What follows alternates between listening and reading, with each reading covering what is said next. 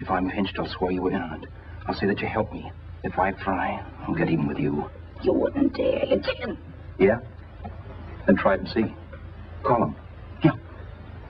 Okay, I will.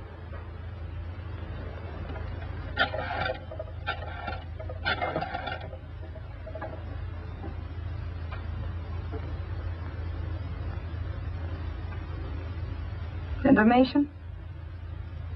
I want the number of the Hollywood police station. Okay, I got it. Thanks. Wait a minute, Vera. You wouldn't do that. Oh, wouldn't, but I'll show you if I would. Take it easy now. Let's talk this over.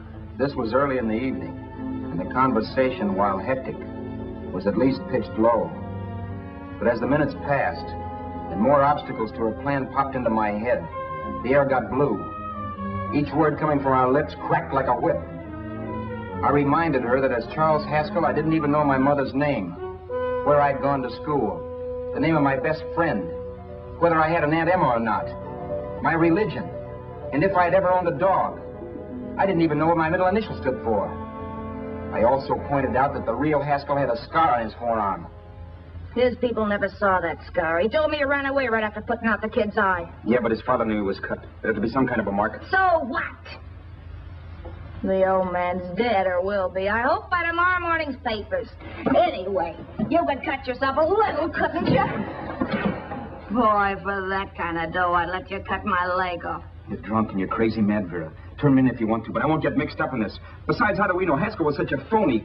Maybe it wasn't the man's son at all. Maybe he just dreamed it up. Well, dreaming or not, you won't be dreaming when the law taps you on the shoulder. There's a cute little gas chamber waiting for you, Roberts. And I hear extradition to Arizona's a cinch. Where's that phone? Vera! Leave me alone. Vera! Here. I want a phone. Call police. I hate you, you stinker. You leave me alone. I'll let you alone. You promise to leave the phone where it is. You're drunk. You don't know what you're doing. You're hurting me. Will you promise? All right.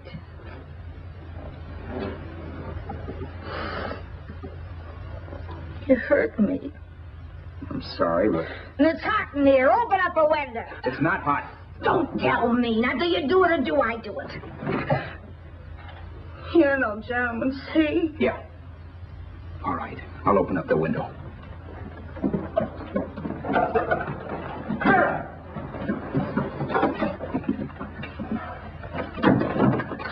Vera, open the door.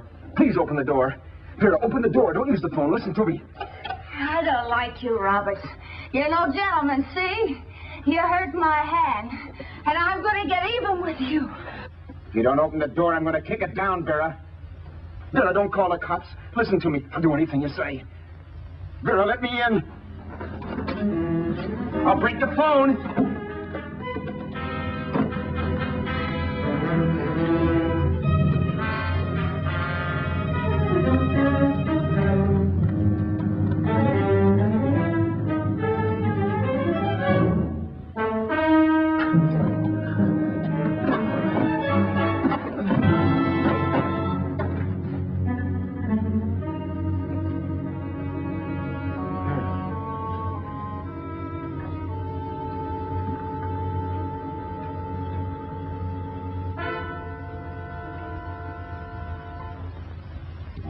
The world is full of skeptics.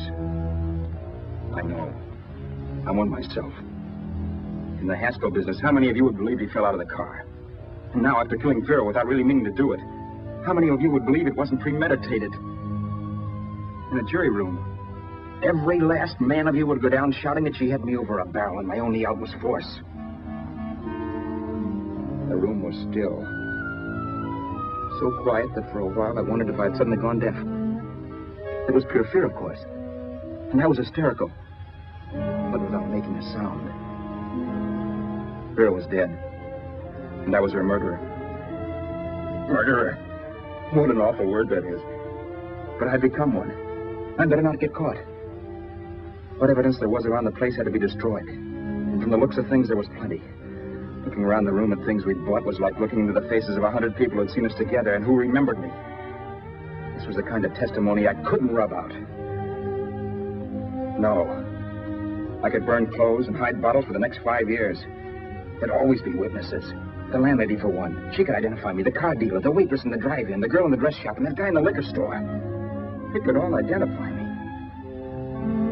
I was cooked. Done for. I had to get out of there. While once I'd remained beside a dead body, planning carefully how to avoid being accused of killing him, this time I couldn't. This time I was guilty. I knew it. Felt it. I was like a guy suffering from shock. Things were whirling around in my head. I couldn't make myself think right. All I could think of was the guy with the saxophone and what he was playing. It wasn't a love song anymore. It was a dirge.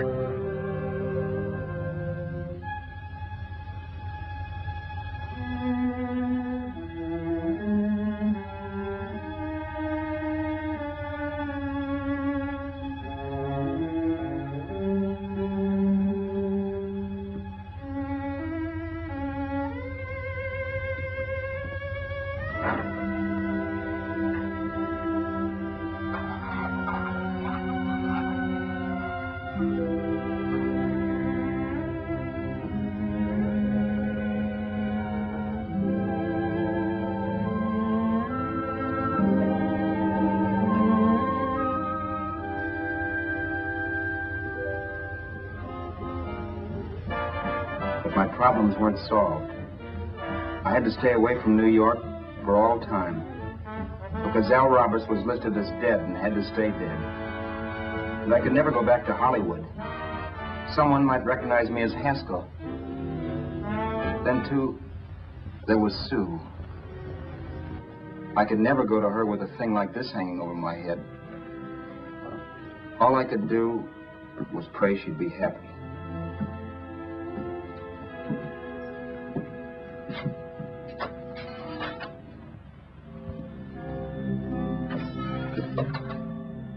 I was in Bakersfield before I read that Vera's body was discovered, and that the police were looking for Haskell in connection with his wife's murder. Isn't that a laugh? Haskell got me into this mess, and Haskell was getting me out of it. The police were searching for a dead man. I keep trying to forget what happened, and wonder what my life might have been if that car of Haskell's hadn't stopped. But one thing I don't have to wonder about. I know. Someday a car will stop to pick me up that I never thumbed.